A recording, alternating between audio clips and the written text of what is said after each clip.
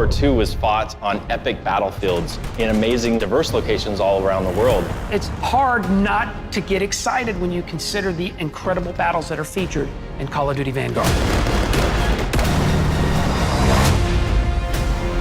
So many people that come together to create Call of Duty Vanguard. It was a privilege to be able to work with all these teams to build a world that feels authentic. Even though this is a fictional story, if the world feels right and is believable, it pulls the audience in. The team showed a lot of passion to come together to deliver this game. In Call of Duty World War II, we were telling more of a story of one U.S. Army infantry unit and their experience. With Vanguard, we're telling something entirely different. There's people that often seem to be forgotten when it comes to World War II. Some of the most dynamic stories are the stories of those people who are in the shadows, who've been shunted to the side by history. You play in different places, you experience different things, and it feels substantially different because of the visual styles we've been inspired by. There were so many amazing battles all across the world, often tide-turning battles, moments like Midway in the Pacific, North Africa, and Stalingrad. There is so much more of World War II that still needs to be told.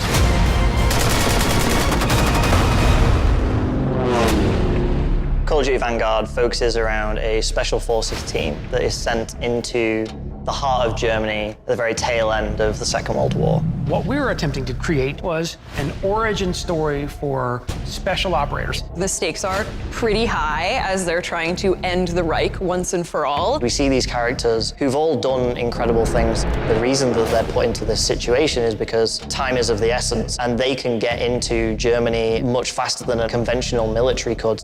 In our fictional story, the Allied leaders had heard about an operation called Project Phoenix. So they assembled this team to go in and stop it. We have 5 main characters in Call of Duty Vanguard. We have Arthur Kingsley, Paulina Petrova, Lucas Riggs, Wade Jackson, and Richard Webb. It was quite a challenge to make sure that each one of them was special in their own way, and I think we really achieved that. Our team leader is Arthur Kingsley. Arthur Kingsley starts the war as a British paratrooper. We based him on Sidney Cornell, who was Afro-British, and he served in the British 6th Airborne Division. His journey is really all about becoming a leader during the events of Operation Tonga. He is, I think, one of the most creative and complex characters that I certainly have ever encountered in games. To see a character like Arthur Kingsley exist, particularly in a Call of Duty franchise, it just blows my mind.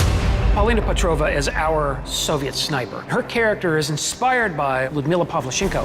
Ludmila became a sniper. She ultimately earns the nickname Lady Death. Paulina's transformation as her city gets destroyed, emotionally, it's such a big change for her. She doesn't start the story as a soldier. She becomes a soldier by the situation. Paulina walks through the world with a very single-minded focus, the desire for revenge. And she becomes infamous to the Germans and a kind of symbol for the Russians. Our Lucas Riggs character is inspired by men who actually experienced the siege of Tobruk during the Second World War. These Australian fighters, the Rats of Tobruk. And Lucas's story is one of rebellion against authority. The British, who commanded his forces, didn't really treat the Australians with the same level of respect as they did the other British soldiers. It's a very underdog story. Wade Jackson is our American character. He's inspired by this actual hero of the Battle of Midway that I know, named Vernon Michael. We hear about Vernon, who fought in Midway and was attributed with sinking 2 of the Japanese aircraft carriers. Wade wants to be a hero to everyone at home, and really his story is about him learning to accept that he has to get help from other people and that he's more impactful if he works as part of a team. Richard Webb is inspired by Terrence Otway. Otway was an officer commanding the 9th Parachute Battalion. We took a lot of inspiration on our Operation Tonga level in the game, and Richard Webb was a big part of that. Richard Webb and Arthur Kingsley, they're serving together on D-Day as British paratroopers, and then they ultimately become critical members of this special operations team.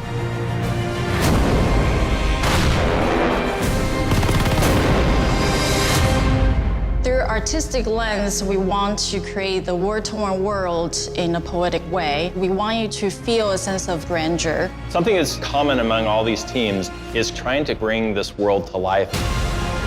The audio team went out into the desert and recorded dive bombers. We landed the plane and climbed in the cockpit and did all the Foley recording. Our lighting team did the same thing. There were these wildfires in California. Our senior lighter decided to take his equipment and just go out and capture the sky. I immediately thought about we can use this for Stalingrad summer level.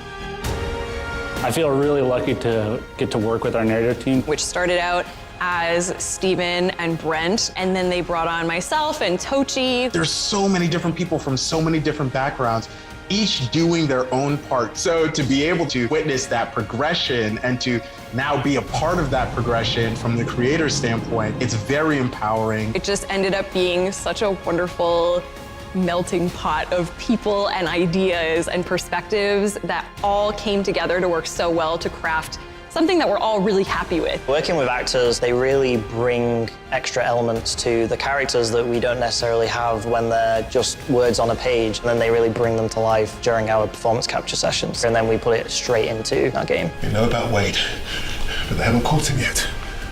You told him he was killed, didn't you? Call of Duty Vanguard was an interesting project in that for most of the project, we were away from each other. We're all doing this in our living rooms. We were able to foster an environment that is strong in creativity. It was really amazing to see, and I'm so incredibly proud of the story that we've told together.